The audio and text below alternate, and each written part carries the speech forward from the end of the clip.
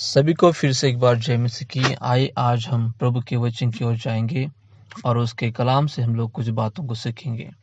आज का जो कलाम है यानी प्रभु का जो वचन है वो रोमियो की किताब उसका 8वां अध्याय वचन 31 से हम पढ़ने वाले हैं। मैं आपके लिए पढ़ता हूँ।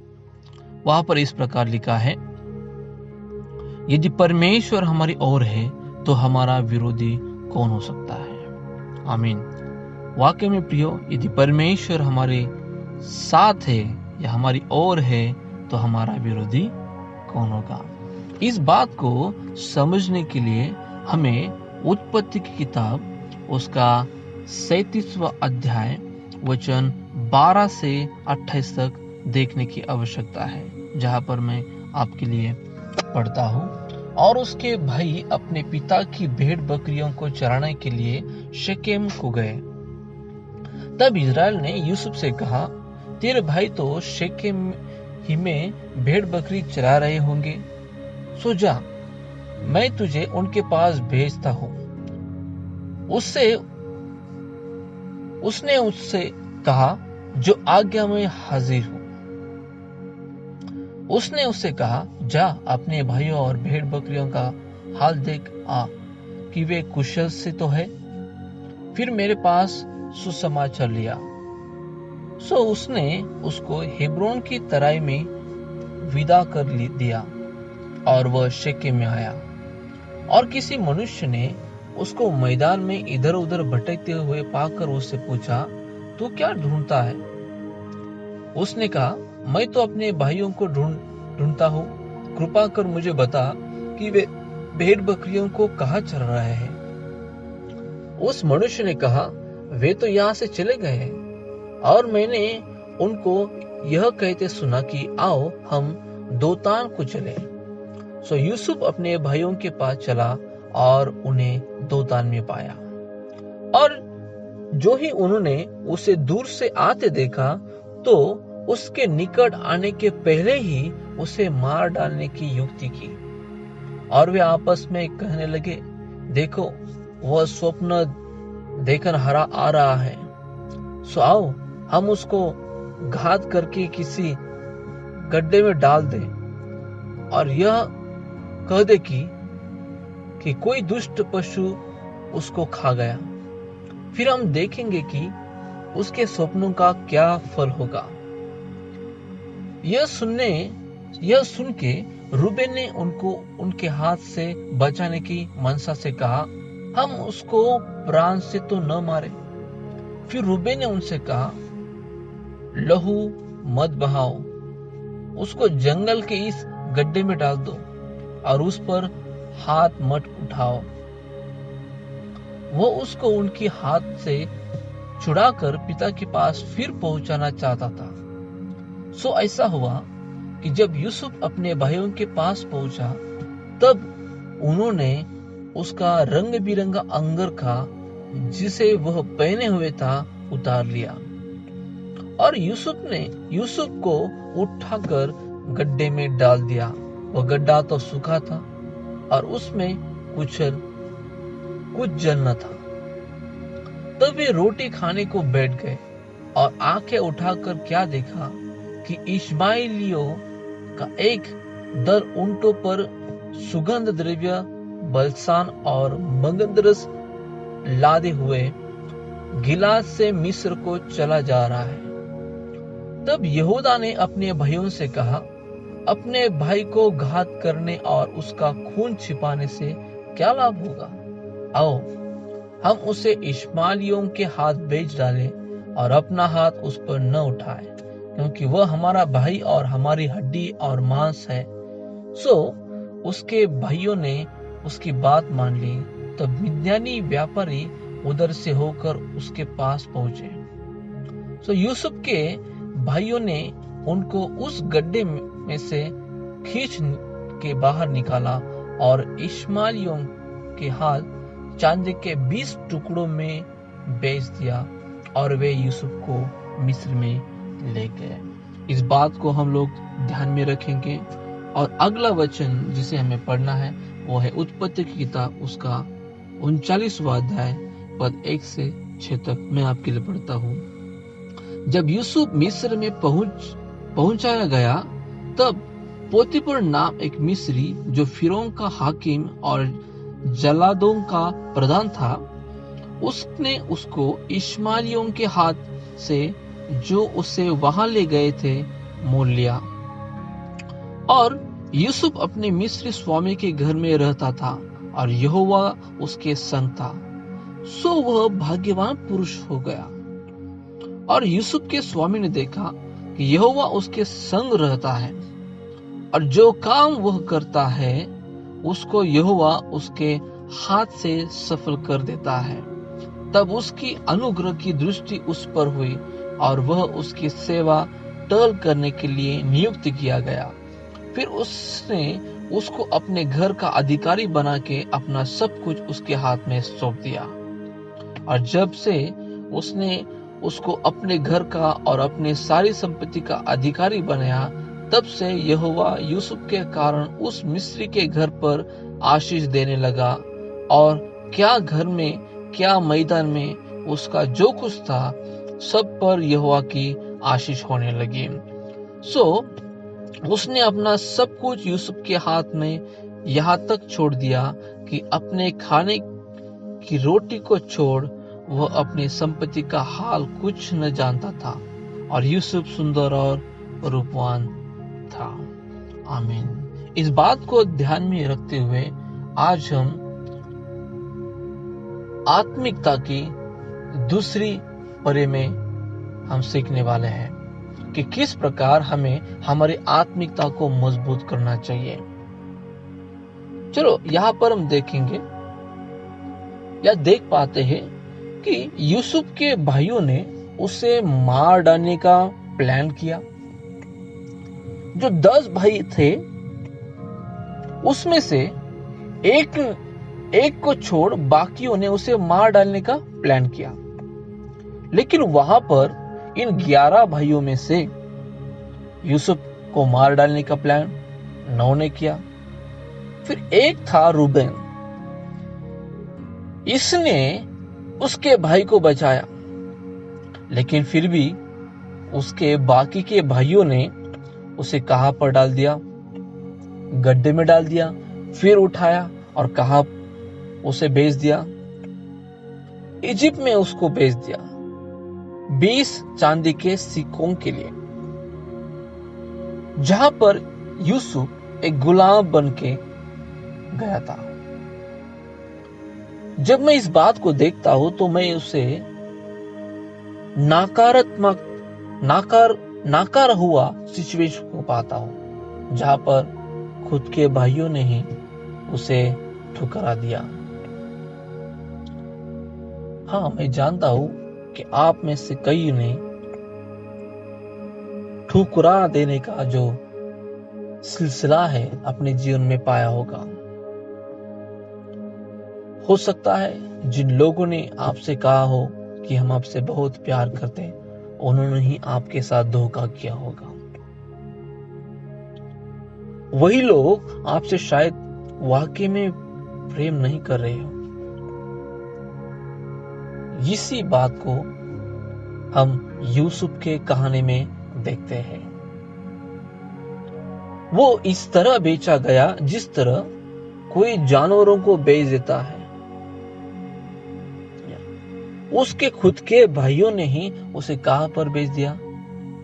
जहां पर उसका कोई नामो निशान नहीं, जहां पर उसका कोई करीबी नहीं, जहां पर उसके कोई रिश्तेदार नहीं। ऐसे दूर तक के जो इलाके हैं, ऐसे दूर तक के जो शहर है या दूसरा देश है, उसमें उन्होंने उसको बेच दिया। लेकिन एक बात को हमें भूलना नहीं, जो पद हमने उत्पत्ति की किताब उसका 39वां अध्याय वचन 2 में देखा, वहां पर लिखा था यूसुफ के साथ परमेश्वर था, या फिर कहे परमेश्वर यूसुफ के साथ था। इस बात को कभी ना भूलें। ये जो नाम है ये परमेश्वर का नाम है। और किस तरह का नाम है? एक वाचा का वो नाम है, क्योंकि परमेश्वर अपने अभिवचन को जानता है, अपने अभिवचन को पूरा करता है। इसीलिए जब यूसुफ को इजिप्ट में बेचा गया तो परमेश्वर की नजर यूसुफ पर थी, जो कि वो अब इजिप्ट में आया था। आप शायद कहोगे कि उसका परिवार अच्छा नहीं था, लेकिन आपके लिए मैं बता दूं, परमेश्वर उसके साथ था। फिर आप कहोगे उसके भाइयों ने उसे ठुकरा दिया, उसके ऊपर उन्होंने बहुत ही अत्याचार किया, लेकिन मैं आपको बता दूं, परमेश्वर उसके साथ था। आप कहोगे कि ये छोटा सा बच्चा था जो बहुत ही लंबी जगह में बेच दिया था, लेकिन मैं आपको बता दूं, परमेश्वर यूसुफ के साथ था। परमेश्वर यूसुफ के साथ था, इसलिए यूसुफ अपने जीवन में आशीषित हुआ। और आशीषित ही नहीं, लेकिन एक सक्सेसफुल व्यक्ति को बना। देखिए, यह बात हमें यहां पर सीखने को मिलती है, जो आत्मिक बढ़ोतरी के बारे में, आत्मिक कौशल्य को सीखने की बराबर है। और वो यह है, भले ही लोग आपको नाकारें,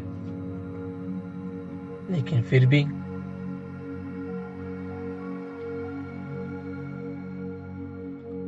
हम उनसे प्रेम रखें। यदि हम इस बात को जानते हैं कि लोग हमारे विरोध में हैं, लेकिन फिर भी यदि हम उसी हालात में प्रभु के साथ बने रहने की कोशिश करते हैं, या प्रभु के साथ खड़े होते या बने रहते हैं, आप फिर भी सारी समस्याओं से परे हो सकते हैं। यही है आत्मिक स्ट्रांगनेस या आत्मिक मजबूती का क्षेत्र, है ना। तो आत्मिक क्षेत्र में हमें कैसे बने रहना है, ये जानते हुए भी कि लोग हमारे विरोध में हैं, जबकि वे कहते हैं हमसे प्रेम करते, लेकिन वैसे प्रेम नहीं करते हैं। ये जानते हुए भी उस हालात में यदि हम परमेश्वर के साथ बने रहते हैं, हम किसी भी हद तक आगे तक जा सकते हैं, क्योंकि प्रभु हमारे साथ है। देखिए, यूसुफ अपने भाइयों के द्वारा ही पीड़ा गया था, उसे ठुकरा दिया गया था, लेकिन परमेश्वर ने उसे अपना लिया था। इस बात को भूल जाओ कि कल हमारे जीवन में क्या हुआ।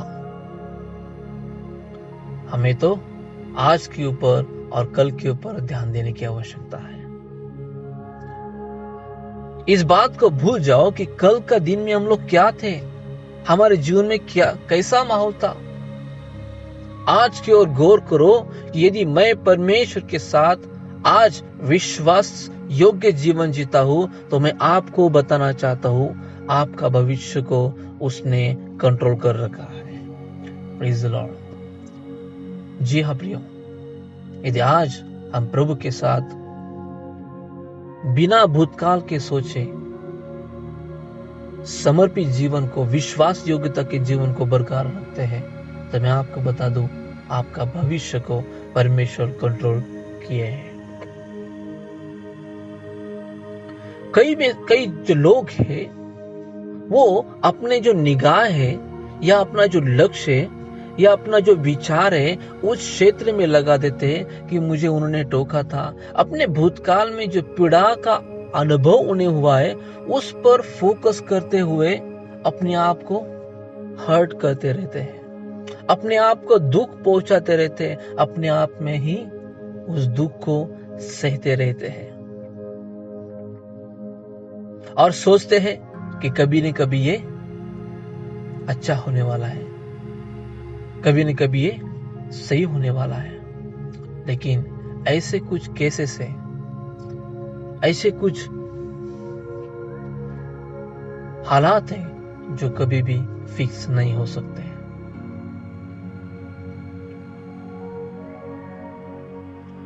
जिन्होंने हमारे विरुद्ध अपने काम को अंजाम दिया है, उन्हें तो शर्मिंदा होकर हमसे फिर से मिलाप कर देना चाहिए, ये जानकर कि इस वक्त में हमें उनकी सख्त जरूरत है। लेकिन यह सत्य है, कुछ रिश्ते जो टूटे हुए हैं वो शायद कभी भी फिक्स ना हो सके।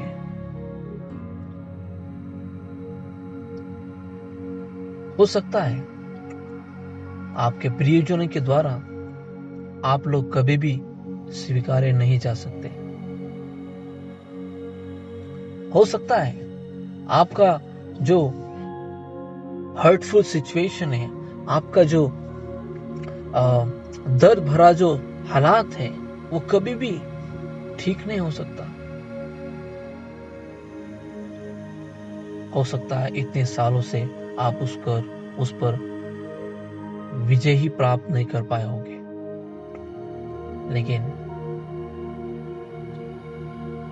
एक बात मैं आपको बताना चाहता हूं, जहां पर भी आज आप हो, वहां से प्रभु आपका उठाकर एक सक्सेसफुल व्यक्ति बना सकता है। आमीन। एक ही बात को आप नोटिस कर लेना कि जो दुखदाई या टूटा हुआ जो रिश्ता है, उसे आपको कंट्रोल नहीं कर देना चाहिए। हमें हमारी निगाहें आगे की ओर रखना चाहिए। हम इस बात को हमेशा सोचें कि यदि परमेश्वर हमारे साथ है, इससे कोई फर्क नहीं पड़ता कि हमारे विरोध में कौन खड़ा है। क्योंकि किसी ने एक बार कहा है, सारी दुनिया हमारे खिलाफ खड़ी हो, लेकिन सिर्फ परमेश्वर यदि हमारे साथ खड़ा हो तो दुनिया की ताकत भी हमारे जीवित परमेश्वर के सामने फीकी पड़ जाती है। हाँ प्रियो, यदि परमेश्वर हमारे साथ है तो हमारा विरोधी कौन? आइए आत्मिक सुधार के बारे में जो आज हमने मनन किया उसकी ओर ध्यान लगाए। और वो यही बात है, हालात कैसे भी क्यों ना हो, हम हमेशा परमेश्वर के साथ विश्वास योग्यता से अपने जीवन को बिताएं, ताकि वो हमारा फ्यूचर को होल्ड करे। प्रभु आप सबको आशीष दे, बड़ी बरकत आपके परिवार, आपके प्रियजनों और आप सबके ऊपर बनी रहे। ये हम दुआ चाहते हैं, यीशु के नाम से मांगते हैं।